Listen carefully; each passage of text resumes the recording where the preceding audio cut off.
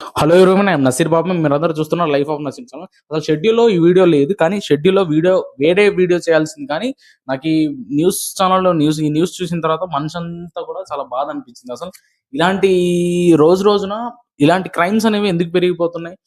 వాళ్ళ కోరిక కోసం కట్టుకున్న భర్తని, భార్యని చంపేస్తున్నారు. అలాగే వాళ్ళ తోడబుట్టిన చెల్లెల్ని, అక్కల్ని చంపేస్తున్నారు. పిల్లల్ని కూడా చంపేస్తున్నారు. అలాగే కనీసం వాళ్ళ అమ్మా నాన్న అని తెలియ కూడా వాళ్ళ అమ్మా నాన్నని కూడా చంపేసే రోజుల్లో ప్రస్తుత సమాజంలో, ప్రస్తుత సొసైటీలో మనం బతుకుతా ఉన్నాం.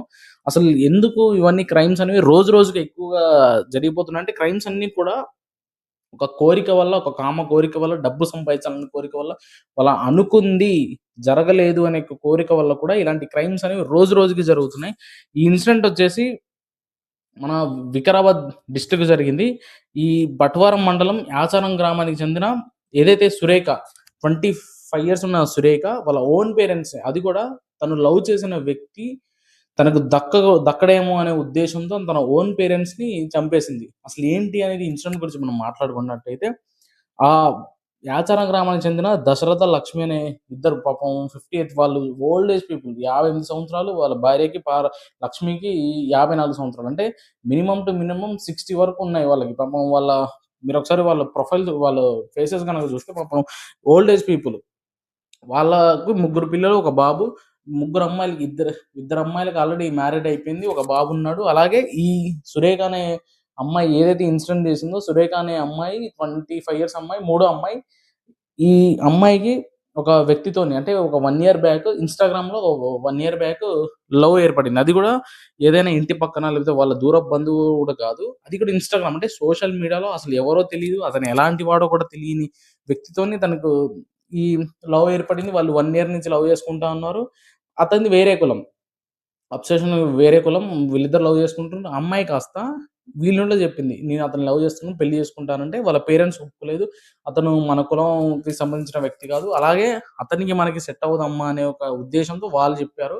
ఈ అమ్మాయి కూడా లైట్ తీసుకుంది. అప్పుడు ఫస్ట్ మీటింగ్‌లో ఇలా చెప్పింది. కొంచెం గొడవలయిపోయాయి, వదిలేసింది.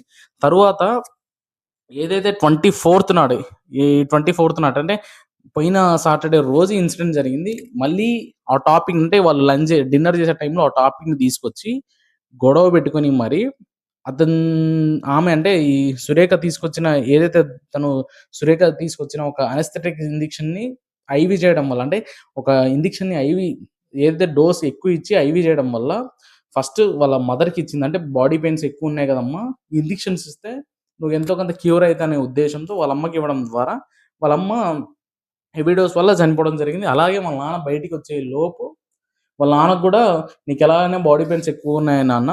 నీకు కూడా ఈ డోస్ ఇస్తే బాడీ పెయిన్స్ తగ్గుతాయి. అమ్మకిచ్చా. అమ్మ ఆల్రెడీ పండుకుంది" అనే వాళ్ళ అమ్మ ఆల్రెడీ అప్పటికి చనిపోయింది ఆ ఇంజెక్షన్స్ వల్ల. అవి వాళ్ళ నాన్నకి ఇవ్వడం వల్ల వాళ్ళ నాన్న కూడా చనిపోయాడు. అయితే ఇక్కడి వరకు చనిపోయాడు. వాళ్ళిద్దరు చనిపోయారు.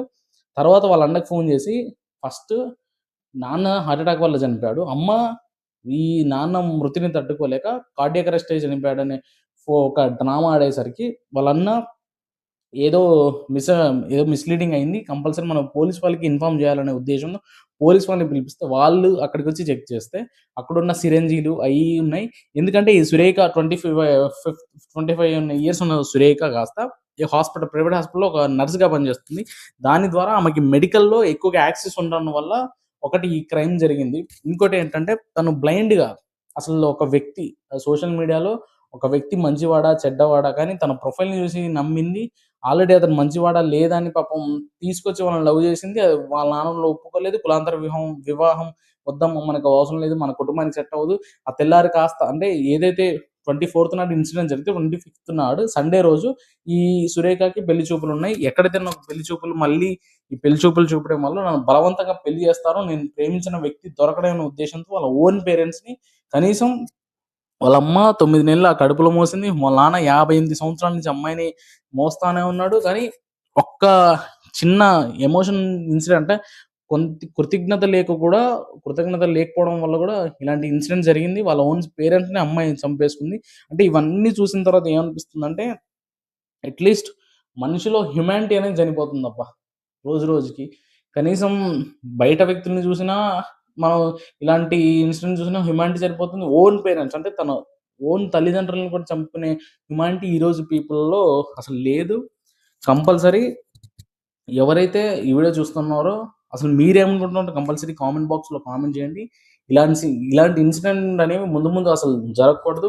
కంపల్సరీ సోషల్ మీడియా అంటే ఎవరైతే ఈ వీడియోని ఎవరైతే పేరెంట్స్ చూస్తున్నారో వాళ్ళు కంపల్సరీ మీ పిల్లల యందు కొంచెం దయ ఉంచండి. అంటే వాళ్ళసలు ఏం చూస్తున్నారు? ఎటు ఎటు వెళ్తున్నారు? ఏ మార్గంలో ఉన్నారని ఒకసారి చెక్ చేసుకోండి. ఎవరైతే బ్రదర్స్, సిస్టర్స్ చూస్తున్నారో మీరు కూడా ఒకసారి తెలుసుకోండి. మానవ విలువలని రోజు రోజుకి మనుషులందరం కోల్పోతామా? ఈ కోల్పోకుండా ఉన్న రోజులే సమాజం అనేది మంచి మార్గంలో నడుస్తది. ఎంతో కొంత చెడుంటది, మంచుంటది. రెండుంటాయి. కానీ ఉద్దేశపూర్వకంగా జరిగేవి అంటే ఇలాంటియన్నీ కూడా ఉద్దేశపూర్వకంగా అంటే ప్రీ ప్లాన్‌గా జరిగేవన్నీ కూడా ఈ మనిషి ఆలోచన నుంచి వచ్చేవి. ఈ ఆలోచనలు మానుకుంటే ఎంతో కొంత సొసైటీలో మంచి వ్యక్తులుగా బతకగలుగుతాం కాబట్టి ఇలాంటి ఇన్ఫర్మేటివ్ కంటెంట్ నా నుంచి ప్రతిరోజు మీకు వీడియో వస్తానే ఉంటది. కంపల్సరీ నా ఛానెల్‌ని సబ్స్క్రైబ్ చేయండి. మీ ఫ్రెండ్స్ అండ్ ఫ్యామిలీ అందరికి షేర్ చేయండి. రేపటి వీడియోలో మళ్ళీ కలుద్దాం. See you tomorrow. బై.